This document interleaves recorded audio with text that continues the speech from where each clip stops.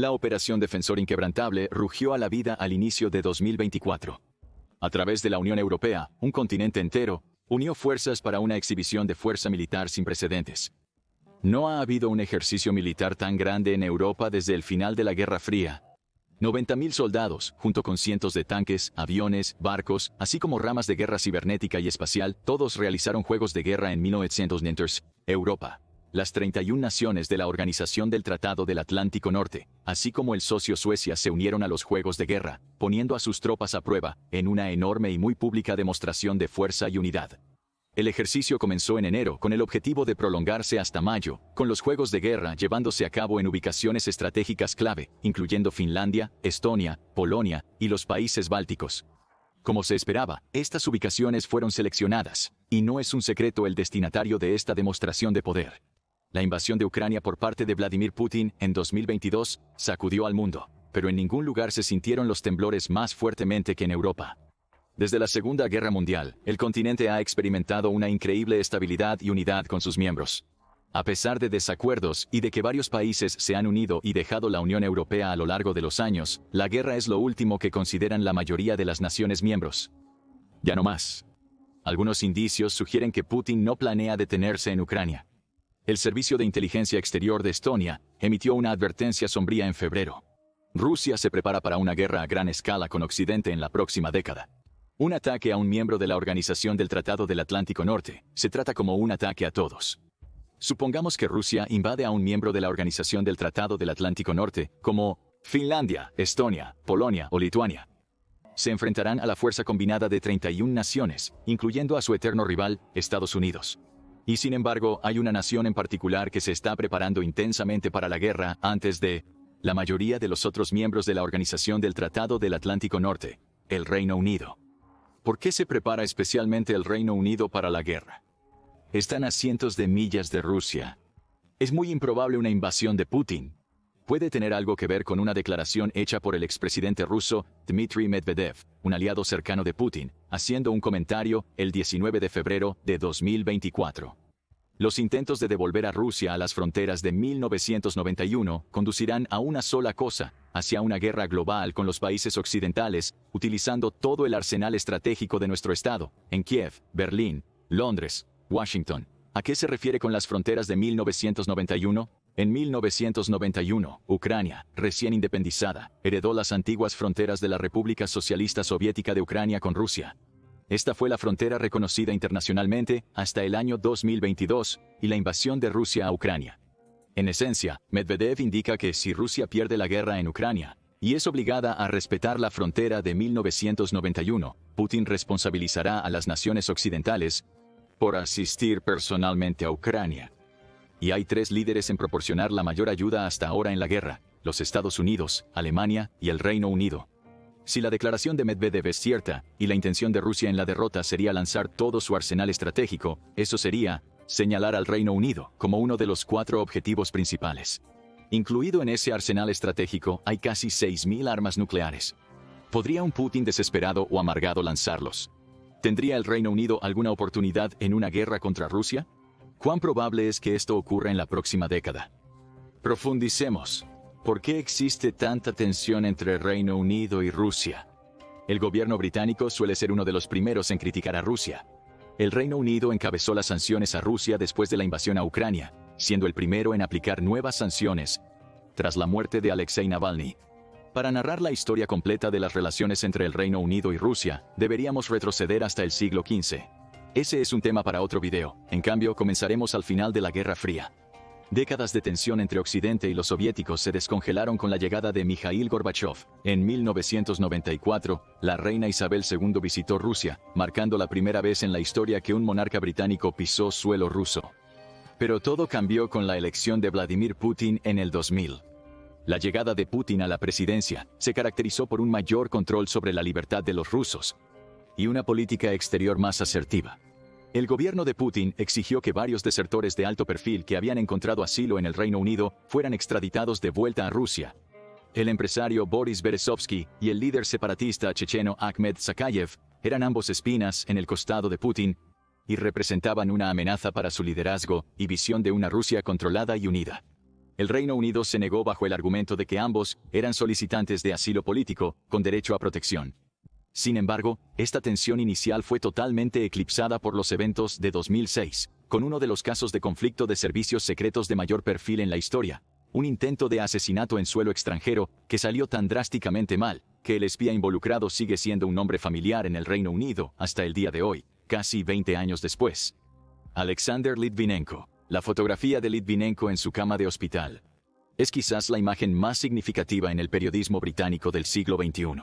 Sin cabello y pálido, con los brazos cruzados sobre su estómago, una bata turquesa cubriendo sus hombros y una expresión fría e inescrutable en su rostro moribundo.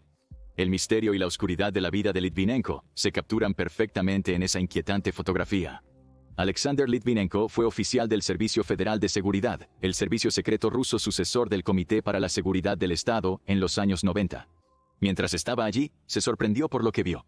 El Comité para la Seguridad del Estado bajo el régimen soviético trabajaba para proteger los valores comunistas de 1989, amenazas externas. Parecía un mal necesario para el bien mayor. Con la caída de la Unión Soviética, Litvinenko vio que el comunismo había sido reemplazado por una mentalidad más parecida a la de una banda criminal. Fue la primera persona en describir el gobierno de Vladimir Putin como si fuera la mafia. La agenda priorizaba el poder, beneficio personal y seguridad. Cualquier cosa, o más bien cualquier persona, que amenazara cualquiera de esas cosas para Putin, o su círculo íntimo, eran objetivos. Pronto se aplicó a Litvinenko mismo. Dejó el Servicio Federal de Seguridad y llegó a Londres. Litvinenko era detective en el Servicio Federal de Seguridad. Era uno de los mejores. Siempre observador, notaba los pequeños detalles. Tras un breve encuentro, habría compilado una lista de características, rasgos y debilidades de los presentes, interpretando el subtexto de las situaciones. Es posible que estas habilidades observacionales lo salvaron del primer intento de atentado contra su vida. Litvinenko se encontró con 2 agentes del Servicio Federal de Seguridad fuera del Hotel Millennium en Grosvenor Square. Estaban cerca de la Embajada de los Estados Unidos y de la supuesta base de la Agencia Central de Inteligencia. Había una estatua de Ronald Reagan con una inscripción de Mikhail Gorbachev en la base. Con el presidente Reagan, viajamos por el mundo de la confrontación a la cooperación. Irónicamente, en ese momento los oficiales del Servicio Federal de Seguridad estaban introduciendo polonio 210 en la taza de té de Litvinenko. El polonio 210 es un isótopo raro y muy radiactivo. Es indetectable en comida o bebida, tan peligroso que solo necesitas una pequeña cantidad para garantizar que tu objetivo morirá. Desarrollado a miles de millas de distancia, había llegado hasta este mismo lugar, dejando rastros radiactivos en cada parada en su camino por Londres. Litvinenko no vio cómo el veneno entraba en su bebida, sin embargo, aún así, no la bebió. El hombre era un patrocinador del empresario exiliado Boris Berezovsky y un exagente del Servicio Federal de Seguridad. Si alguien sabía que no debía fiarse de una bebida de un ruso, era él. Litvinenko sabía que era un objetivo. No se había mantenido al margen desde su llegada al Reino Unido hace 6 años. Fue uno de los críticos más incisivos y directos de Putin, empezando como escritor y periodista. En 2003 fue reclutado por agentes del MI6 británico, a los que aceptó unirse. No tocó la tasa radiactiva, pero los agentes lo intentaron de nuevo. En Pine Bar, se unieron aparentando desertar para asistir a Scotland Yard. Las dudas de Litvinenko persistieron. Una tetera y tazas usadas estaban dispersas sobre la mesa. Pero el otro hombre ya había pasado a bebidas más fuertes para cuando él llegó. Cuando le preguntaron si quería una bebida, él rechazó. No parecieron afectados por su rechazo, y prosiguieron con la reunión. Los otros hombres no podían quedarse mucho tiempo. Había un partido de fútbol que iban a ver.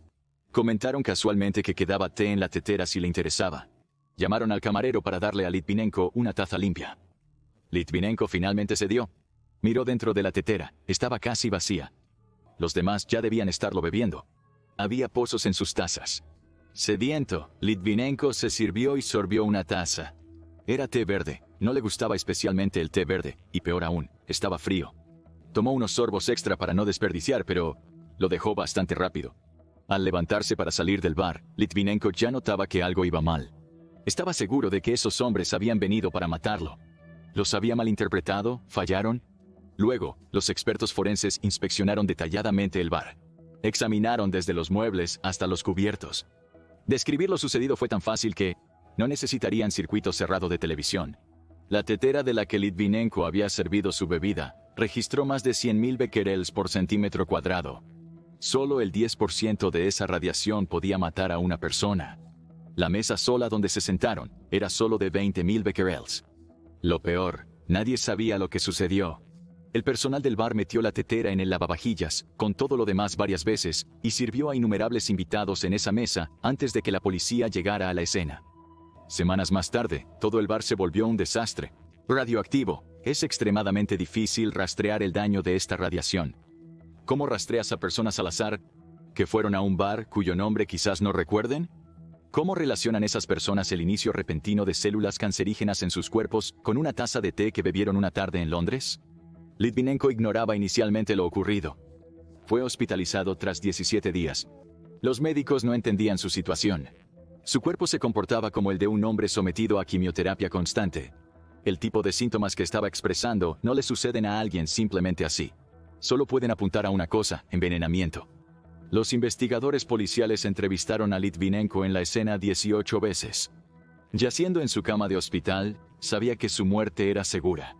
De alguna manera, era una especie de fantasma, y solo le quedaba resolver su propio asesinato. El 23 de noviembre de 2006, murió. Los archivos de la entrevista de Litvinenko se publicaron en 2015. Los detalles del caso muestran impactantemente las acciones de Rusia. El polonio 210 no es solo un arma, sino también una pista. Las agencias de inteligencia británicas pudieron rastrear cada movimiento y decisión de los hombres involucrados en el asesinato de Litvinenko, hasta el punto de saber qué cubículo de baño usaron, qué lavabo utilizaron después y dónde vertieron el resto del veneno. Lo más condenatorio y que provocó la ira en la población británica y el gobierno fue la total falta de respeto por la vida de los civiles inocentes. Se descubrieron niveles letales de radiación en lugares públicos de Londres. Se encontraron rastros de polonio 210 en más de 60 sitios en el Reino Unido. Aún más preocupante, se encontraron cantidades en aviones responsables de 221 vuelos, la mayoría entre el Reino Unido y Moscú. Se contactó a 33.000 pasajeros sobre esto. ¿Podría ser que esta no fue la única vez que Rusia envió agentes armados con polonio 210 al Reino Unido? La única razón por la que se descubrió en el caso de Litvinenko fue porque el té se había enfriado. Esto marcó un cambio en las relaciones anglo-rusas. Los primeros años de 2010 mejoraron las relaciones, con Putin asistiendo a los Juegos Olímpicos de Londres 2012 y siendo anfitrión de la visita del primer ministro británico David Cameron. Se esperaba que Cameron fuera intermediario político entre Rusia y Estados Unidos para disminuir las tensiones, pero no duró mucho. En 2014, Putin ordenó la invasión y anexión de Crimea. Cameron no dudó en condenar las acciones. En sus propias palabras, la elección rusa sobre la anexión de Crimea no contó, ya que la gente había votado bajo el cañón de un Kalashnikov, afirmando que Rusia ha buscado anexar Crimea. Esto es una violación flagrante del derecho internacional y algo que no reconoceremos. Lo que siguió fueron años de sanciones y repercusiones para Rusia, promovidas e impulsadas en particular por el Reino Unido. El Reino Unido cortó lazos militares, dejó de comerciar armas y sancionó económicamente al país. Rusia detuvo todas las exportaciones de alimentos al Reino Unido en represalia. Años de idas y venidas, bajo diferentes primeros ministros, así como el Brexit y el coronavirus, vieron una cosa constante: la postura del Reino Unido era firmemente anti-Putin. Luego, la historia se repitió en marzo de 2018. En Salisbury, el doble agente ruso-británico Sergei Skripal y su hija Yulia fueron objetivos de un intento de asesinato fallido. Esta vez fue Novichok. Novichok es un tipo de agente nervioso que ataca el sistema nervioso central, provocando problemas respiratorios y paro cardíaco. Se desarrolló con 4 metas. 1. Ser indetectable con el equipo de detección química estándar de la Organización del Tratado del Atlántico Norte. 2. Para penetrar el equipo de protección química de la Organización del Tratado del Atlántico Norte. 3. Ser seguro de manejar. Y 4. Para evitar la lista de la Convención de Armas Químicas. Este era un agente nervioso diseñado para atacar a los países de la Organización del Tratado del Atlántico Norte, pero también utilizó lagunas para evitar que violara las leyes internacionales sobre armas químicas. Sergei y Yulia Skripal fueron hallados inconscientes en un banco de Salisbury por una enfermera transeúnte. Los testigos vieron a Yulia con los ojos abiertos, sin responder y espumando por la boca. Fueron trasladados de urgencia a cuidados intensivos. Tras semanas inconscientes, finalmente despertaron. Una vez recuperados, fueron trasladados a un lugar secreto para protección, tratamiento e interrogatorio. El Reino Unido volvió a indignarse con Rusia e impuso aún más sanciones, pero el polvo no tuvo tiempo de asentarse antes de que hubiera otro aparente asesinato. Unos meses después, en julio, ocurrió otro doble envenenamiento a británicos con Novichok. Lo más curioso fue que estaba a solo 7 millas al norte de Salisbury. En Amesbury, Charlie Rowley halló una atractiva botella de perfume en la basura. Rowley, decidiendo que era demasiado bueno para desperdiciarlo, se lo dio a Dawn Sturgess, quien felizmente lo roció en su muñeca. Murió en menos de 15 minutos. Rowley también enfermó, pero sobrevivió al tener un contacto menos directo con el perfume. Los investigadores rápidamente conectaron los puntos. El perfume se usó como agente nervioso en el intento de asesinato de los Skripal. Quienquiera que fuera el agente ruso había desechado la botella en un bote de basura para ocultar la evidencia. Los científicos concluyeron que la botella contenía Novichok suficiente para matar a miles. El oficial de policía que inspeccionó la casa de los Skripal, con un traje forense completo, fue hospitalizado debido a la exposición al veneno, y quedó con condiciones médicas no reveladas que alteraron su vida.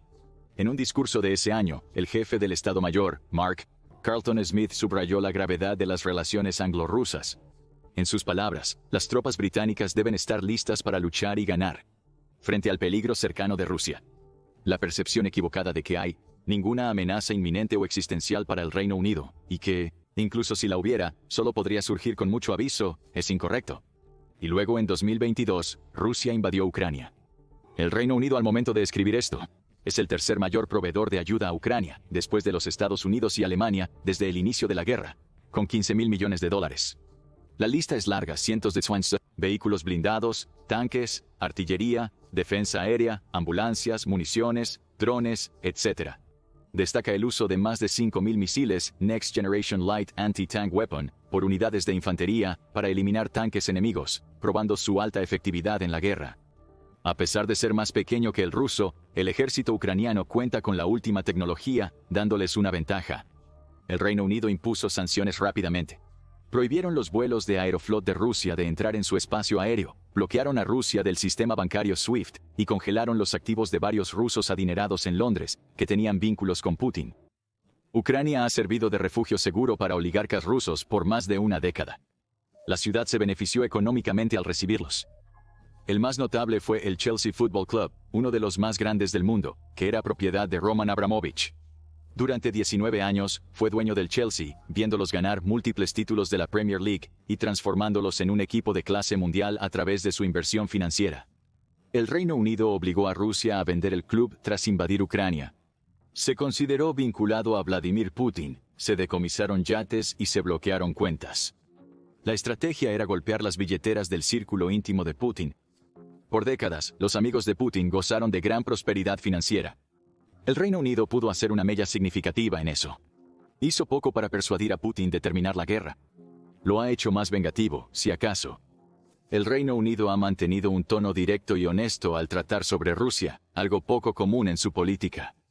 El gobierno del Reino Unido ha acusado abiertamente a Rusia de crímenes de guerra en Ucrania, y más recientemente, afirmó que la muerte de Alexei Navalny, adversario político de Putin, quien murió misteriosamente en una prisión rusa en 2024, fue causada directamente por Vladimir Putin.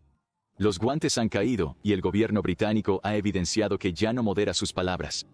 Entonces, retomando la pregunta inicial del video, ¿es probable una guerra entre Rusia y Gran Bretaña? En marzo de 2022, la televisión rusa emitió un segmento hipotético, presentado por Dmitry Kiselyov, el jefe del grupo de medios estatales rusos.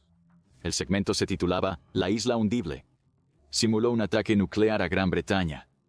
No era un show marginal de televisión, sino una amenaza en horario estelar. La perspectiva en el Reino Unido es sombría y firme, con turbulencias políticas previas a un año electoral y un aparente cambio en el equilibrio de poder. Du conservador a laborista. Está claro que las políticas anti-Putin seguirán.